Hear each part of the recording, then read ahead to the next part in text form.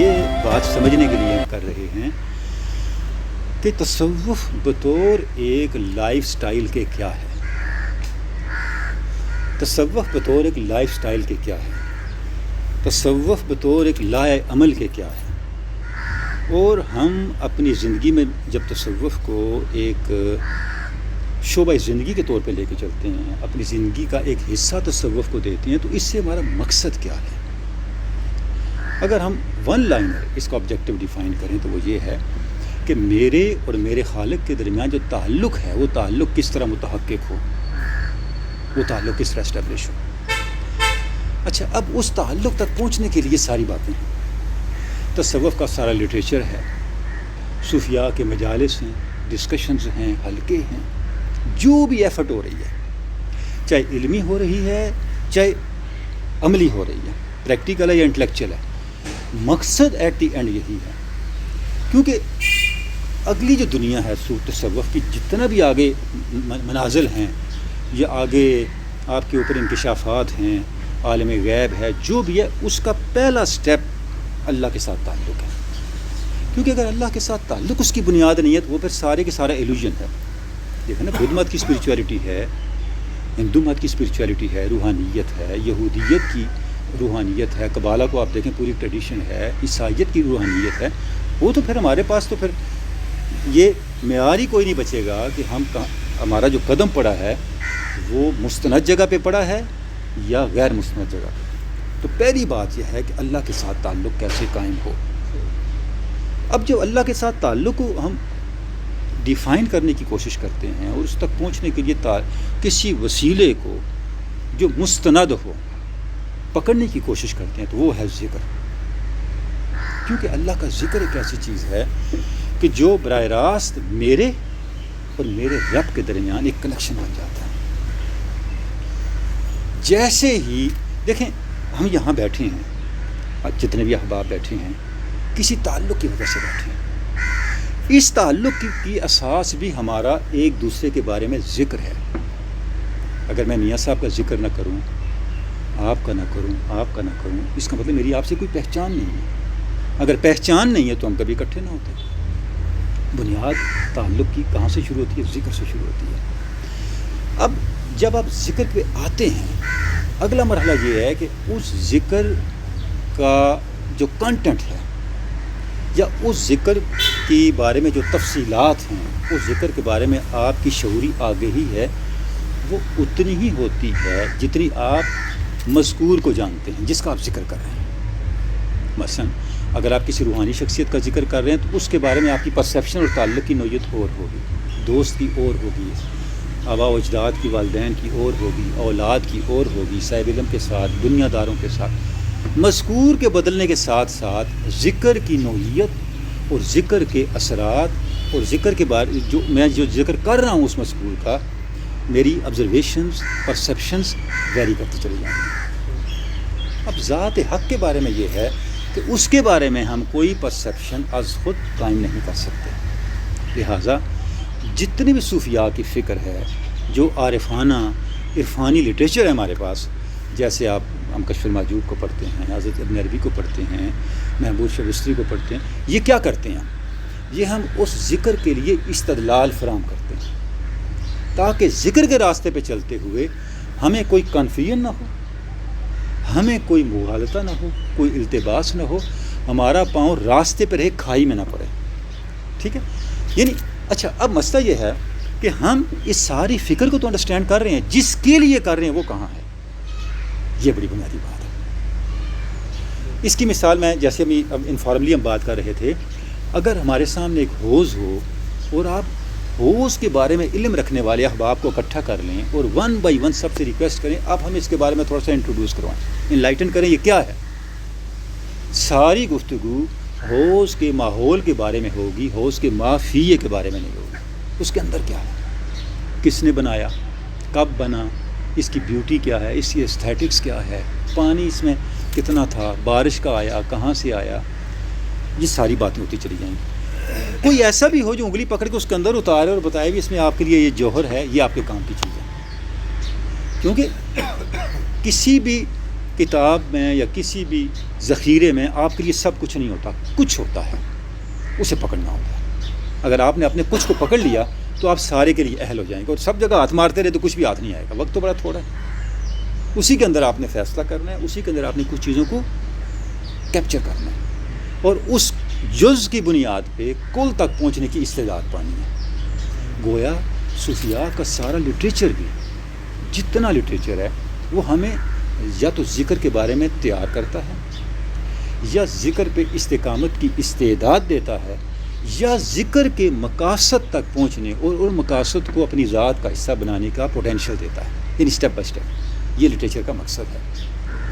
اب جب ہم اذکار پہ آتے ہیں اور سلسلہ عالیہ قادریہ کا ذکر کرتے ہیں، جیسا پچھلی نشست میں ہوا، تو اس میں جو سر فہرست اور بنیادی ذکر ہے وہ توحید ہے، اللہ کا ذکر۔ اور حضور غوث ثقلین سینہ شیخ عبد القادر جیلانی قدس سرہ العزیز نے اس توحید کے بیان کو 11 فارمولوں میں کوڈیفائی کر دیا، جس کو ہم 11 اسباق کہتے ہیں۔ یہ 11 اسباق وہ ہیں جو براہ راست قرآن مجید سے ماخوذ ہیں، یعنی ان میں سے ہر سبق جو ہے اس کی اصل قرآن مجید کی کوئی نہ کوئی آیت، قرآن مجید کا کوئی نہ کوئی حصہ، کوئی نہ کوئی ریفرنس ہے۔ یعنی آپ نے کیا کیا کہ پورے قرآن مجید سورہ فاتحہ سے لے کے والناس تک جہاں جہاں توحید کا بیان کسی بھی صورت میں تھا، اس سب کو ایک فارمولائز کر دیا اور 11 اسباق کو اس کے اندر اس کو ڈال دیا۔ اب یہ جو 11 اسباق ہیں، بسم اللہ الرحمن الرحیم، لا الہ الا اللہ، الا اللہ، اللہ، اللہ ہو واللہ، ہو اللہ، لا الہ الا ہو، ان لا الہ الا ہو، هو الہ الذی لا الہ الا هو، هو الحق هو الہ الذی لا الہ الا هو، انت الہادی انت الحق لیس العادی الا هو۔ اگر آپ ان 11 اسباق کو دیکھیں تو اس کے اندر ایک لاجیکل سیکوینس بھی ہے، ایک ترتیب کے ساتھ چیزیں آگے بڑھتی ہیں، اور یہ جتنے اسباق ہیں ان کا آپ کو قرآن مجید کے اندر بھی ملے گا ذکر، اور اس کے ساتھ ساتھ ان کے اپنے اندر بھی ایک لاجیکل ڈیولپمنٹ ہے۔ یعنی جیسے پہلے تو ظاہر آپ ذکر کرتے ہیں، جب آپ کی اس پہ استقامت ہو جاتی ہے پھر آپ تفکر پہ آ جاتے ہیں، جتنا آپ اس پہ سوچتے ہیں، جتنا سوچتے ہیں تو آپ دیکھتے ہیں کہ یہ اذکار اسٹیپس ہیں اللہ کے ساتھ اپنی کنیکٹیوٹی کو لائیو کرنے کے لیے۔ اور حضور چھوروی علیہ الرحمٰن نے اس پہ بہت زور دیا۔ میں ایک خط یہاں پڑھنا چاہوں گا تاکہ ہمیں تھوڑی سی موٹیویشن مل جائے کہ آپ نے کتنا زیادہ اس کو اہمیت کا حامل قرار دیا۔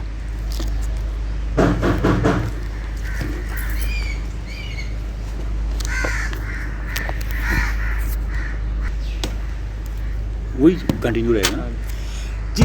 میں گزارش یہ پیش کر رہا تھا کہ یہ جو اذکار ہیں 11 اسباق توحید سے متعلق اذکار، اس پر حضور چھوروی علیہ الرحمٰن نے بہت زیادہ اس کی تلقین فرمائی، اور اس پہ بہت آپ کا اصرار تھا۔ میں ایک خط یہاں کوٹ کرنا چاہوں گا برکت کے لیے۔ آپ کے ایک مرید تھے عبدالعزیز نمبردار صاحب، یہ تھے کشمیر کے، ان کو آپ نے کچھ 11 اسباق کی تعلیم فرمائی۔ اچھا، یہ بھی آپ کا معمول تھا، آپ نے سب کو سارے اسباق نہیں دیے، کسی کو 2، کسی کو 1، کسی کو 3، کسی کو 4، کسی کو 6، اس طرح جتنی کسی کی استعداد تھی، اور اسٹیپ بائی اسٹیپ آپ تعلیم فرماتے تھے۔ تو ہم تو جو ہمارے پاس اویلیبل ڈیٹا ہے اس پہ ڈیپینڈ کر کے اپنا ایک ویو انڈرسٹینڈ کر رہے ہیں، انڈرسٹینڈنگ بنا رہے ہیں۔ تو یہ عبدالعزیز نمبردار صاحب جو تھے، ان کو آپ نے ایک وظیفہ لکھ کے بھیجا، اللہ لا الہ الا ہو، بیٹا بھئی آپ یہ پڑھا کرو۔ اچھا، ظاہر نمبردار تھے، وہ دنیا دار آدمی تھے، کھاتے پیتے، دن کو 100 لوگ آتے، 100 لوگ جاتے، اور معاملات۔ انہوں نے کہا حضرت آپ نے مجھے کس کام پہ لگا دی، یہ تو مجھ سے نہیں ہونے والا۔ آپ نے فرمایا آپ 1000 مرتبہ اللہ لا الہ الا ہو پڑھا کرو۔ انہوں نے چند دن تو پڑھا، انہوں نے کہا بھئی یہ اتنا بھاری پتھر میں نہیں اٹھا سکتا۔ انہوں نے خط لکھا آپ کو، حضرت اے کم ساڑھے کولو نہیں ہوتا۔ اب آپ نے جواب کیا دیا؟ آپ نے فرمایا بمحبی و مخلصی برخوردار عبدالعزیز صاحب نمبردار دام حبکم فی اللہ۔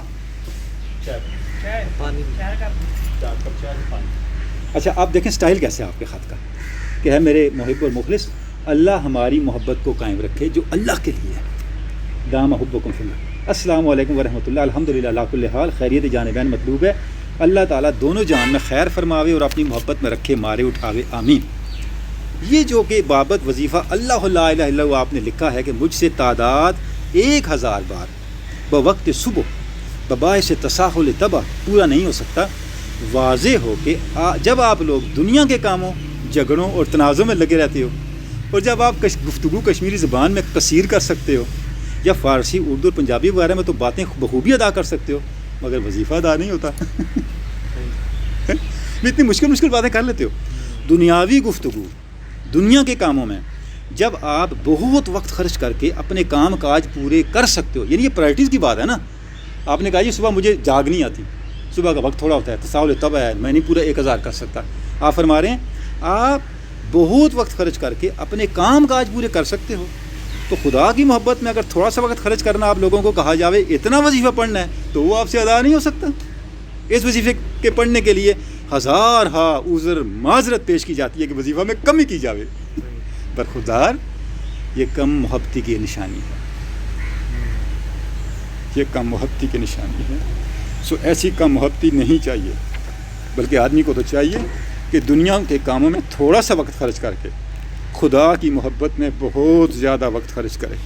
خیال کرنا چاہیے کہ آدمی کس لیے پیدا کیا گیا. یہ محض عبادت اور محبت خدا کے لیے پیدا ہوا ہے, نہ کہ دنیا کے لیے. اس واسطے آپ کو چاہیے صبح کے وقت اگر وظیفہ مذکور نہ پڑھ سکو تو جتنے وقت یعنی ظہر, عصر یا شام خفتاً یعنی عشاء تک پورا کر لو. اور ضروری پڑھنا چاہیے. اگر ایک جگہ بیٹھ کے نہ پڑھ سکے تو چلتے پھرتے تعداد 1000 ہی پوری کر لیا کرو یومیہ. یہ آپ کے لیے خاص رعایت ہے, کمی بالکل نہیں کرنی. آپ کی بیماری ظاہری و باطنی امورات دو جہانی کے لیے اس جانب سے دعا ہے. پھر اس کے بعد فرماتے ہیں خدا تعالیٰ دونوں جہان آسودہ حال اور اپنی محبت میں رکھے, مارے اٹھاوے. از عبد الرحمن چھوروی مقررن خلاصہ, خط لکھنے کے بعد پھر فرما رہے ہیں مقررن خلاصہ یہ کہ محب حقیقی کی محبت کو اصل سمجھنا, باقی محبتوں کو فرا جاننا, دنیا کے معاملات, کاروبار, فیملی, ان کو فرا جاننا, اللہ بس باقی حوث. اب دیکھیں یہ ایک خط میں نے پڑھا, اندازہ ہوتا ہے کہ آپ کے نزدیک ذکر کی اہمیت کیا ہے اور کس طرح آپ پرائرٹائز کر رہے ہیں. بھی آپ اپنی زندگی کی ترجیحات کو بدلو, اسپیس پیدا کرو, اللہ کے لیے اسپیس پیدا کرو. فذکرونی اذکرکم کا مطلب کیا ہے, آپ اللہ کے لیے اسپیس پیدا کرو, اللہ آپ کے لیے اسپیس پیدا کرے گا. آپ اللہ کو اپنے پروگرام میں جگہ دو, اللہ آپ کو اپنے پروگرام میں جگہ دے دے گا. ہمارا مسئلہ کیا ہے, ہم اپنا رول کرٹیل کیا ہوا ہے, ادھر سے ڈیمانڈ کرتے جاتے ہیں, تو ایسا پھر نہیں ہوتا. تو یہ ایک خط پڑھنے کا مقصد یہ تھا کہ آپ کے نزدیک اسباب کی, اس ذکر کی اہمیت کتنی زیادہ ہے. اچھا اگلی بات یہ ہے, یہ جو 11 اسباق ہیں ان کی بنیاد اس میں اللہ ہے, اور اس میں اللہ قرآن مجید میں وہ لفظ ہے جو سب سے زیادہ آیا ہے, وہ اسم ہے جو سب سے زیادہ, کم و بیش 2500 مرتبہ اللہ رب العزت نے اس میں اللہ کو قرآن مجید میں استعمال کیا. نہ صرف یہ کہ اللہ کا کوئی اور نام اتنی کثرت سے قرآن مجید میں نہیں آیا, بلکہ کوئی اور لفظ بھی اتنی کثرت سے قرآن مجید میں نہیں آیا. یعنی اگر اللہ نے یہ کہا فاذکروا اللہ کثیرا, کثرت سے اللہ اللہ کرو, یعنی اللہ کا ذکر کا مطلب اللہ اللہ کثرت سے کرو, تو اللہ نے خود بھی قرآن مجید میں اللہ اللہ کثرت سے کی ہوئی ہے. یعنی کثرت کے ساتھ اللہ اللہ خود بتایا. بھئی اس لفظ کی اہمیت یہ ہے کہ اس کو آپ نے بہت کثرت کے ساتھ اس کا ذکر آپ نے کرنا ہے. اور جیسا میں نے عرض کیا یہ قرآن مجید کے اندر اس کی بنیاد ہے. تو جو پہلا ذکر ہے لا الہ الا اللہ, یہ نفی اثبات ہے. اور آپ دیکھیں نفی اثبات کا ذکر قرآن مجید کی جن آیات میں ہے, حضور غوث ثقلین نے ان آیات کا الگ سے مجموعہ ورد بنا دیا. اس کو ہم کہتے ہیں فتوح الاذکار. جتنے اوراد کی کتابیں سب میں ملتا ہے, وہ اوراد قادریہ میں بھی ہے, جو بیرشی والوں نے چھپوائی ان میں بھی ہے, گولڈ شیپ کے چھپے مجموعہ اوراد میں بھی ہے, سب میں فتوح الاذکار کے نام سے.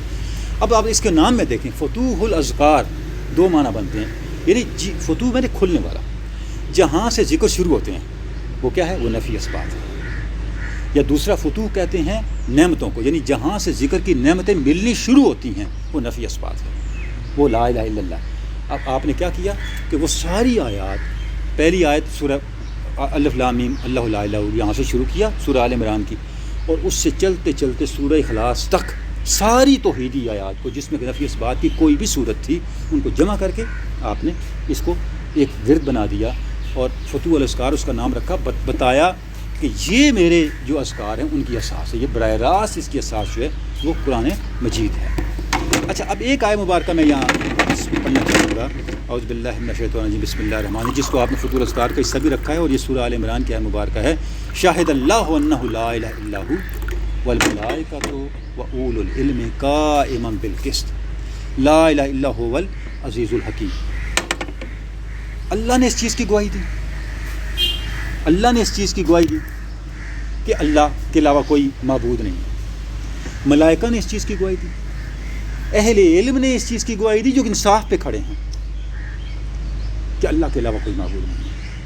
اور جان لو اللہ کے علاوہ کوئی نہیں، وہی عزیز بھی ہے، وہی حکیم بھی ہے۔ اچھا اب آپ دیکھیں اس آیت میں کیا بیان کیا۔ پہلی بات یہ ذکر خود اللہ کر رہا ہے،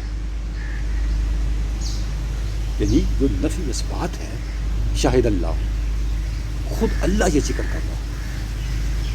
اس کے بعد کیا؟ ملائکہ یہ ذکر کر رہا ہے، والملائکہ۔ اس کے بعد کیا؟ کائنات کے ازل سے لے کے ابد تک سارے صاحبان ایمان یہ ذکر کر رہے ہیں، یعنی گویا یہ وہ اذکار ہیں جو کائناتی ذکر ہیں، جس میں خالق سے لے کے مخلوق تک جس کو بھی توحید کا اور ایمان کا شعور تھا ان سب نے یہ ذکر کیا۔ تو اس طرح بقیہ آیات کے اندر بھی ہے، تو وہاں پہ آ کے پھر یہ چیز کھلتی ہے کہ ذکر کی اہمیت کیا ہے۔ اچھا اس کے بعد اگلی جو بات آتی ہے کہ یہ جو سارے اذکار ہیں، کبھی موقع ہوا تو ہم ان پہ ایک ایک کر کے بھی بات کر لیں گے، ان کا جو مرکز ہے وہ ہے لفظ اللہ، اس میں ذات ہے۔ اب لفظ اللہ جو ہے اپنی کسی نہ کسی صورت میں ان سارے اذکار میں بھی موجود ہے، پہلے سے لے کے آخر تک آپ دیکھ لیں تو لفظ اللہ جو ہے اس کی کوئی نہ کوئی صورت آپ کو ان اذکار میں ملتی ہے۔ اور خود لفظ اللہ اتنا، اس کو کہتے ہیں اس میں جلالت، یعنی اللہ کا اس میں ذات ہے، جس میں اللہ کی شان جو ہے وہ اس طرح کنٹینڈ ہے جو کسی لفظ یا اللہ کے کسی نام میں نہیں ہے۔ اب اگر آپ اس کے محاسن پہ آئیں، دیکھیں قرآن مجید میں سب سے زیادہ اللہ پاک نے اس میں پاک کو استعمال کیا۔ اللہ کا یہ واحد نام ہے جس کا کوئی حصہ معنی سے خالی نہیں ہے۔ اللہ ہے، آپ اللہ ہٹا دیں تو للہ ہے، لام ہٹا دیں تو لہو ہے، اگلا لام ہٹا دیں تو ہو ہے، مطلب اس کے جس حصے کو بھی دیکھیں اس کا کوئی نہ کوئی معنی بنتا ہے۔ اچھا قرآن مجید میں جب ہم دیکھتے ہیں جہاں اللہ کا ذکر ہوا جس کو کہتے ہیں پازیٹیو انداز سے ہوا، مثلا الہ ہے، اللہ نے یہ کہہ دیا کہ کوئی اور بھی الہ ہے جسے ڈھونڈتے ہو، لیکن یہ کہیں نہیں کہا کوئی اور بھی اللہ ہے جسے ڈھونڈتے ہو، یعنی اللہ کے ساتھ کسی بھی صورت میں اللہ نے کسی اور کو شامل نہیں کیا۔ بقیہ صفات میں ہے کہ کسی اور معبود کو ڈھونڈ رہے ہو، لیکن یہ نہیں ہے کسی اور اللہ کو ڈھونڈ رہے ہو، ایسا کہیں نہیں ہے۔ یعنی اللہ کا ذکر جہاں بھی قرآن مجید میں آپ کو ملے گا تو آپ دیکھیں گے کہ یہ بہت ہی زیادہ پازیٹیو انداز سے، ڈومینیٹنگ انداز سے اور اللہ کی شان کو بیان کرنے کے انداز سے ہوا ہے۔ اور جتنی اللہ کی قدرت ہے، جتنی اللہ کی شان ہے، جتنی اللہ کی صفات ہیں، وہ جو 2500 مرتبہ جو اللہ نے اس اسم کو بیان کیا اس کے کانٹیکس میں آپ کو وہ شانیں لیتی ہے اور چلتی چلی نظر آتی ہیں۔ حضور چھوڑ بھی رحمان نے جب اس کا تعارف کروایا اس میں ذات کا تو 5 اصطلاحات استعمال کی۔ آپ نے فرمایا اس میں اللہ سب اسماء کا کیا ہے؟ مظہر، منظر، جامع، منبع اور مخزن ہے۔ یہ فرمایا کہ اس میں اللہ سارے اسماء کا مظہر بھی ہے کہ سارے اسماء کی شانیں اس سے ظہور پذیر ہو جاتی ہیں، منظر بھی ہے، منظر کا مطلب وہ جگہ جہاں پہ سب کچھ نظر آتا ہو، اس کے اندر جب آپ غور کرتے ہیں تو آپ کے سامنے اللہ کی ساری شانیں کھلتی ہوئی چلی جاتی ہیں۔ یہ جامع بھی ہے اور منبع بھی ہے کہ اللہ کی ساری صفات یہاں سے اوریجنیٹ ہو رہی ہیں، اور مخزن بھی ہے کہ اللہ کی ساری صفات کا خزانہ بھی یہ اسم ہے۔ اس اسم کا جو ذکر کرنا ہے وہ بالکل ایسے جیسے آپ اللہ کی ذات کا ذکر کر رہے ہیں، آپ اللہ کی ذات کے ساتھ ہیں۔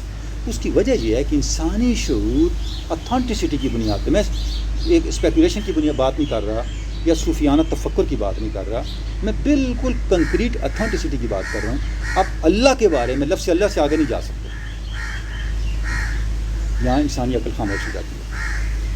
یعنی جب بھی آپ اللہ کے بارے میں سوچتے ہیں اور ایمانی اساس پہ کھڑے ہو کے سوچتے ہیں تو کیا ہوتا ہے، لفظ اللہ کے بارے میں جیسے آپ آگے سوچیں گے تو آپ کا اپنا خدا ایمان آپ کو روکے گا، اب آپ آگے نہیں جا سکتے۔ یعنی گویا اللہ کا ذکر کرنا خود اللہ کا جلیس ہونا ہے، خود اللہ کے قریب ہونا ہے، خود اللہ سے واصل ہونا ہے۔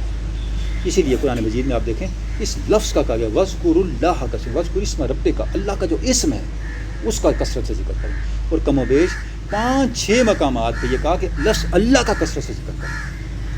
الذین آمنوا وعملوا الصالحات وذکروا اللہ کثیرا، کامیاب ہیں وہ جنہوں نے ایمان لے کے آئے، جو عمل صالح جنہوں نے کیا اور جنہوں نے اللہ کا ذکر کثرت سے کیا، اللہ کثرت سے کیا۔ وجہ یہ ہے، یہ ایسا اسم ہے، اس کا ایک فونیٹک امپیکٹ ہے. جیسے آپ اللہ اللہ کرتے ہیں اس کا امپیکٹ شروع ہو جاتا ہے آپ کے شعور پہ اور آپ کی شخصیت پہ. اللہ کا ذکر جب انسان کثرت سے شروع کر دیتا ہے تو یہ انسان کی اپروچ کو بدلتا ہے، یہ انسان کی مورالٹی کو بدلتا ہے، یہ انسان کے لائف سٹائل کو بدلتا ہے، یہ انسان کی حتیٰ کہ انسان کی فزیک کو بدلتا ہے. فزیکل امپیکٹس ہیں اس کے، اور اس پہ ریسرچ ہو چکی ہے، اس پہ تحقیقات موجود ہیں، ریسرچ پیپرز موجود ہیں انٹرنیشنل. کہ لوگ بیمار تھے، بیماریوں میں تھے، انہوں نے ان کو گروپنگ کی اور ان کو جناب علی کسی کو اس میں اللہ پہ لگایا، ذکر پہ لگایا، اور کسی کو صرف دعائی پہ رکھا، وہ ٹھیک ہو گیا. اب دوائیوں والے ابھی راستے میں کھڑے تھے. یہ فزیکل امپیکٹ رکھتا ہے.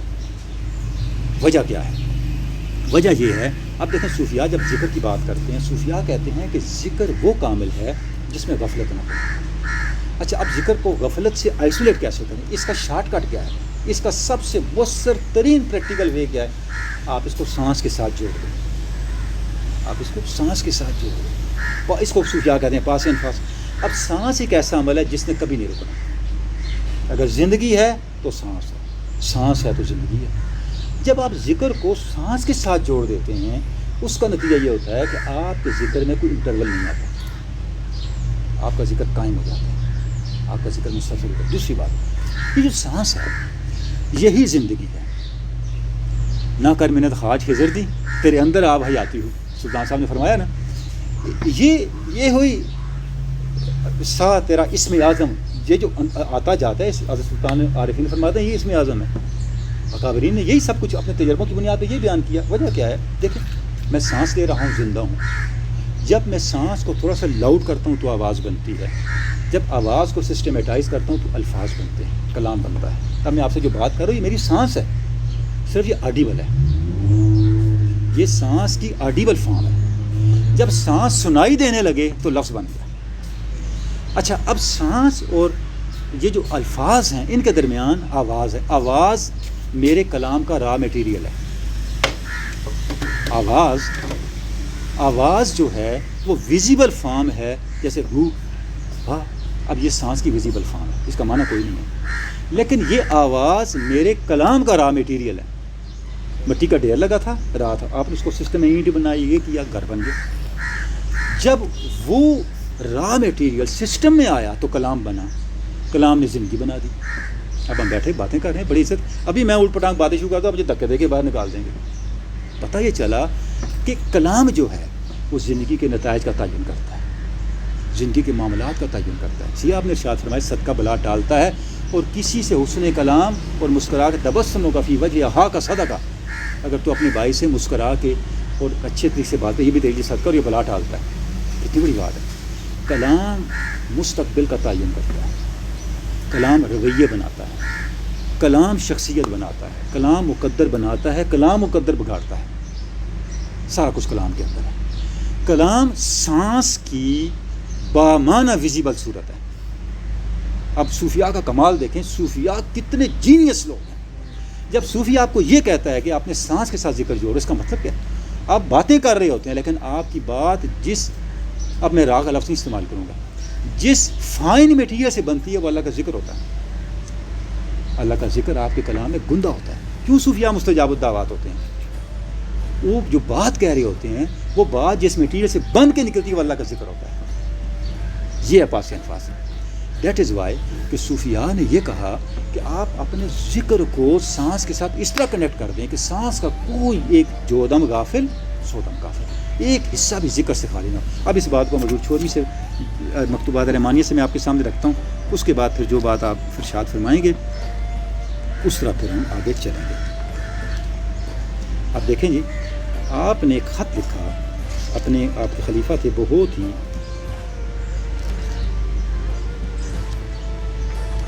آپ کے محبوب خلیفہ تھے، جہلم کے مولوی فضل احمد صاحب. ان کو آپ نے لکھا، فرماتے ہیں کہ بلکہ سارے خط پڑھ لینا چاہیے. شروع یہاں سے کرتے ہیں، عشق است ہرچ ہست دیگر قصہ دراز. فرماتے ہیں اصل بات تو عشق ہے، باقی گپ شپ ہے. باقی جو ہے اس کی کوئی حیثیت نہیں ہے، اصل چیز عشق ہے. اس کے بعد لکھتے ہیں ہو یہ 10 بات میں سے با محب خاص و خاص اور خاص من جناب مولوی صاحب دام محبتکم فی سبیل اللہ السلام علیکم ورحمۃ اللہ من جانبین الحمدللہ لا کل حال، جیسا کہ آپ کا سرور ہے۔ آپ وظائف معمولات مشائخوں سے ہرگز تکاسل و تغافل نہ فرمانا، یعنی جو ہمارے مشائخ کا طریقہ ہے وظیفوں کا، اس میں نہ سستی کرنی ہے نہ غفلت کرنی ہے، اور پاس انفاس میں دن رات ہر آن فان میں بکثرت اشتغال اس طرح پر کہ سانس اندر جائے باکامل اس میں ذات شریف، اور سانس باہر آئے بھی باکامل اس میں ذات شریف، یعنی آپ اللہ کا ذکر اس طرح کریں پاس انفاس کے ساتھ کہ سانس اندر جاتا ہے تو آپ لفظ اللہ کہیں، سانس باہر آتا ہے تو لفظ اللہ کہیں، یعنی آپ کوئی سانس جو ہے آپ کی ہے وہ ذکر الہی کی روح سے خالی نہ ہو، مردہ نہ ہو، یعنی باقی سب اوقات میں اسی ہی شغل میں رہیں۔ اور کمال جو بات ہے جس کے لیے میں نے یہ سارا خط آپ کے سامنے پڑھا، فرماتے ہیں اسی ہی کو غسل و وقت سمجھیں، اسی ہی کو، یہ جو آپ نے اپنے پاس انفاس کو ذکر کے حوالے کر دیا اور ذکر کو پاس انفاس میں گونج دیا، اس کو وصل بھی سمجھیں اور وحدت بھی سمجھیں، یعنی جتنا ہمیں اس پہ گرفت ہوتی چلی جاتی ہے اللہ کے ذکر کی برکتیں اور اللہ کی قربت کا جو انوار ہیں وہ پھر ہماری زندگی میں آتی چلی جاتی ہے۔ تو بس اتنا میں کروں گا جی اکتفا، آپ آگے پھر زیادہ لمبا نہ ہو جائے۔ بہت اچھا۔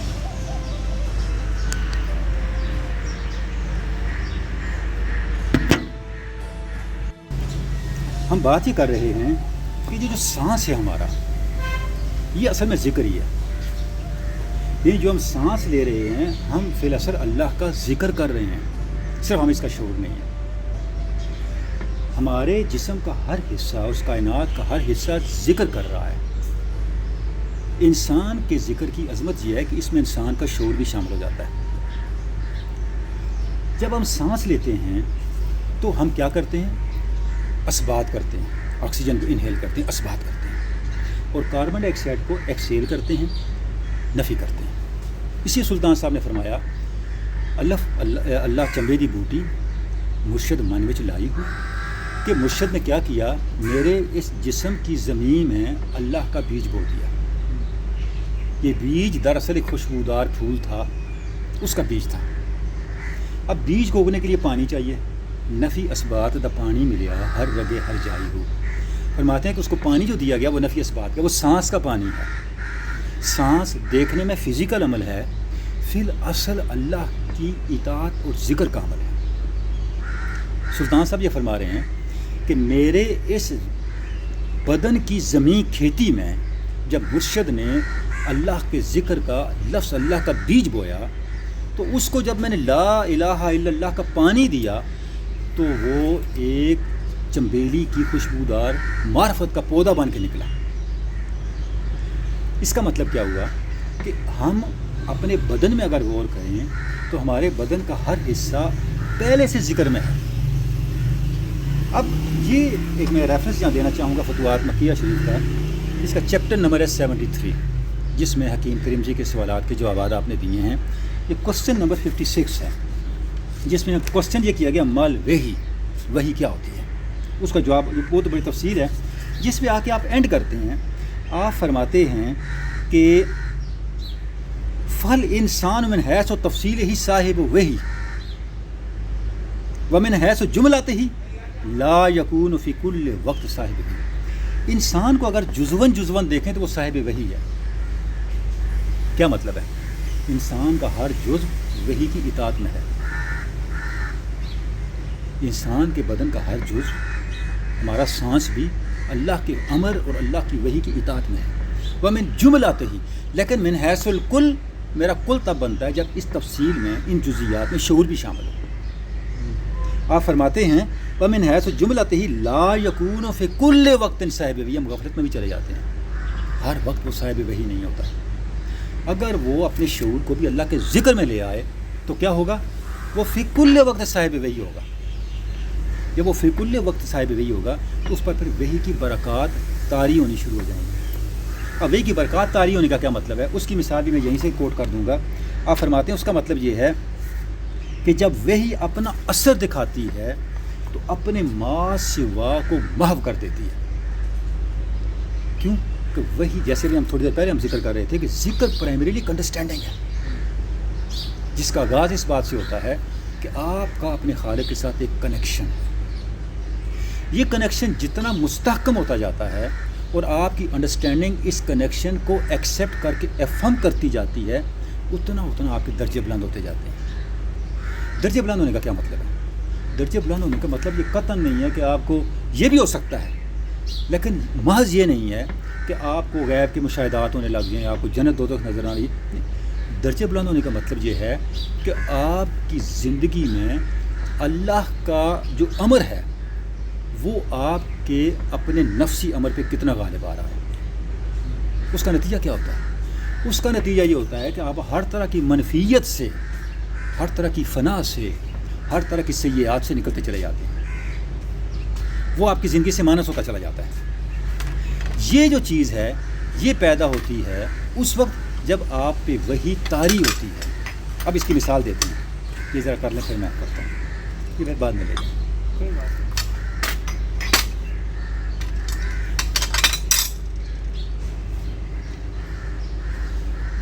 اچھا, فرماتے ہیں فلولا ما فہمت من اللہ وحیہ لما صدر منہ ما صدر. کہتے ہیں کہ اللہ کی طرف سے جو وحی ہوتی ہے وہ اگر وہ پوری کی پوری نافذ نہ ہو تیرے اوپر تو نے اس کو نہیں سمجھا. اچھا, اس وحی سے مراد اللہ کی طرف سے آنے والا امر ہے, یہ ذہن میں رہے. یہ قرآن مجید نہیں ہے. قرآن مجید تو خاص وحی ہے نا, تشریح وحی ہے, آپ سے کی ذات پاک کے ساتھ خاص وحی ہے. وحی سے مراد اللہ کی طرف سے اترنے والا امر ہے, اشارہ ہے. اچھا, فرماتے وہ کیسے ہوتا ہے؟ فرماتے وَلِهَذَا لا يتصور المخالف اذا كان الکلام وحیًا. فرماتے ہیں کہ اس لیے کہ اگر اوپر سے ہونے والا کلام وحی کا ہو تو پھر تیرے تصور میں بھی اس کے خلاف نہیں آ سکتا. جو میں عرض کر رہا ہوں نا کہ ذکر کا کمال یہ ہے کہ اللہ کی قربت کا احساس زندگی پہ نافذ ہونے لگے, طاری ہونے لگے. جب وہ نافذ ہونے لگتا ہے, اچھا اب اس کا تعلق عبادات سے نہیں ہے, اس کا تعلق معاملات سے ہے, اس کا تعلق اٹھنے بیٹھنے سے ہے, کھانے پینے سے ہے, نکاح طلاق سے ہے, بیوی بچوں سے ہے, کیریئر سے ہے, زندگی کے ہر معاملے سے ہے, ہر چیز سے ہے. اور حضرت شیخ نے مثال بھی وہی دی ہیں. فرماتے ہیں وَلِهَذَا لَا يَتَصَوَّرُ الْمُخَالِفُ اِذَا كَانَ الْكَلَامُ وَحْيًا. جب کلام آپ کے ساتھ ذات حق سے ہونے والا وحی پہ مبنی ہو, اس کلام کے آنے کے بعد اس کے مخالف خیال کا آنا تصور میں نہیں کیا جا سکتا. مثلا کیوں؟ اچھا پہلے بتا دیں کیوں. اس لیے فَإِنَّ سُلْطَانُهُ أَقْوَى مِنْ أَنْ يُقَامَ, کیونکہ وحی کی سلطنت اتنی قوی ہے کہ اس کے سامنے کوئی کھڑا ہی نہیں ہو سکتا. اللہ کی طرف سے ایک چیز آپ پہ آ رہی ہے, اس کی جگہ کوئی آ سکتا ہے؟ سورج چمک رہا ہے, آپ لگائیں ذرا شمع, اس کی روشنی خود شرمندہ ہو جائے گی. اب فرماتے ہیں وَأَوْحَيْنَا إِلَىٰ أُمِّ مُوسَىٰ أَنْ أَرْضِعِيهِ فَإِذَا خِفْتِ عَلَيْهِ فَأَلْقِيهِ فِي الْيَمِّ. فرماتے ہیں وہ کیا وحی ہے, کس طرح وہ وحی جب نافذ ہوتی ہے تو اس کے خلاف خیال نہیں آتا. فرماتے ہیں ہم نے وحی کی موسیٰ کی ماں کی طرف, جب تو اس بچے کو جنم دے دے, جان لے, تو پھر تیرے دل میں خوف پیدا ہو تو اس کو دریا میں ڈال دے, اس کو دریا میں ڈال دے. فرماتے ہیں وَقَضَا فَعَلَتْ, مادر موسیٰ نے ایسا ہی کیا. وَلَمْ تُخَالِف, اس کے خلاف اس کے ذہن میں خیال بھی نہیں آیا. مَا أَنَّ الْحَالَةَ تُوزَنْ أَنَّهَا أَلْقَتْهُ فِي الْهِلَاكِ. حالانکہ آپ سوچیں وہ اپنے ہاتھوں سے اپنے بچے کو ہلاکت میں ڈال رہی تھی. وَلَمْ تُخَالِف, نہ ہی اس نے اس خیال کی مخالفت کی. وَلَا تَرَدَّدَتْ, نہ کسی تردد میں پڑی. وَلَا حَكَمَتْ عَلَيْهَا الْبَشَرِيَّةُ, نہ اس نے اس خیال پہ اپنے بشری تقاضے کو غالب کیا, اس کو ایکسیکیوٹ کیا. بشری تقاضا ماں کا تقاضا تھا نا, کدھر کی ماں؟ ماں تو آگ میں پاؤں رکھتی, بچے کو نہیں پھینکتی وہاں, وہ کار بیٹھی آرام نال, پتر نو چوکے چھوڑتا ہوں دریا میں. بِأَنَّ إِلْقَاهُ فِي الْيَمِّ فِي التَّابُوتِ مِنْ أَخْطَرِ الْأَشْيَاءِ فَإِنَّ إِلْقَاهُ فِي الْيَمِّ فِي التَّابُوتِ مِنْ أَخْطَرِ الْأَشْيَاءِ. فرماتے ہیں ماں کا بچے کو صندوق میں ڈال کے دریا میں پھینک دینا کائنات کا سب سے پرخطر کام ہے. آپ سوچ سکتے ہیں کتنے خطرے کا کام ہے جو مادر موسیٰ نے کیا. فَدَلَّ, یہ اس چیز کا آرگومنٹ بن گیا, یہ اس چیز کی دلیل بن گیا. عَلَىٰ أَنَّ الْوَحْيَ أَقْوَى سُلْطَانًا, کہ وحی کی سلطنت سب سے قوی ہے. جب وہی نافذ ہوتی ہے تو انسان کے بشری تقاضے اپنی جگہ چھوڑ دیتے ہیں, وہ وہاں نہیں ٹھہر سکتے, وہ وہاں نہیں رہ سکتے. فی نفس الموحی، جس پہ وہی آ رہی ہوتی ہے، اس کے نفس پر، نفس مراد اس کا شعور جو ہے، اس کی جو قوت فیصلہ ہے، اس کی جو ججمنٹ کی سینس ہے، حس ہے، اس پر سب سے قوی ہوتی ہے۔ من طبعہ الذی هو عین النفس ہی، اس کی اس طبیعت سے جو پھر وہی کے آنے سے پہلے اس کے اپنے نفس کا تقاضا تھا، اس پہ نافذ ہو جاتا ہے۔ قال اللہ تعالیٰ وَنَحْنُ أَقْرَبُ إِلَيْهِ مِنْ حَبْلِ الْوَرِيدِ، اللہ نے فرمایا میں تمہاری رگ جان سے زیادہ قریب ہوں۔ وہ حبل الورید من ذات ہی، کہتے ہیں حبل الورید میری ذات ہے، یعنی اللہ میرے قریب میری ذات سے بھی زیادہ ہے۔ اب یہ ہے ذکر، یعنی اچھا اب یہ میں نے کیوں کوٹ کیا یہ سارا، اس لیے کہ یہ جو اذکار ہیں حضور غوث ثقلین کی، یہ ماخوذ از وحی ہیں، یہ ماخوذ از وحی ہیں۔ دیکھیں نا، پہلے ذکر ہی کو آپ نے فتوح الاذکار میں وہ ساری آیات اکٹھی کر دی تاکہ آپ کو شک نہ رہے کہ یہ اذکار کسی مکاشفے سے مرتب نہیں ہوئے، جیسے درود تاج ہے، جیسے حزب البحر ہے، حزب العظم ہے، جتنے بھی اور آ رہے ہیں، لیکن ان وہ سارے مستند چیزیں ہیں، سارا سرمایہ ہیں، اللہ تک پہنچنے کے لیے ہمارے وسیلے ہیں، ہمارے ہاتھ میں اکوپمنٹس ہیں، ہمارے ہاتھ میں ویپنز ہیں، ہمارا سرمایہ ہیں، لیکن یہ وہ اذکار ہیں جو کلیتاً ماخوذ من الوحی، نہیں مبنی بر وحی ہیں، یعنی ان کا ایک ایک جو حصہ ہے وہ قرآن مجید کی وحی کا حصہ ہے، اور وحی کی یہ شان ہوتی ہے جس کو شرح اکبر نے یہاں ایکسپلین کیا ہے۔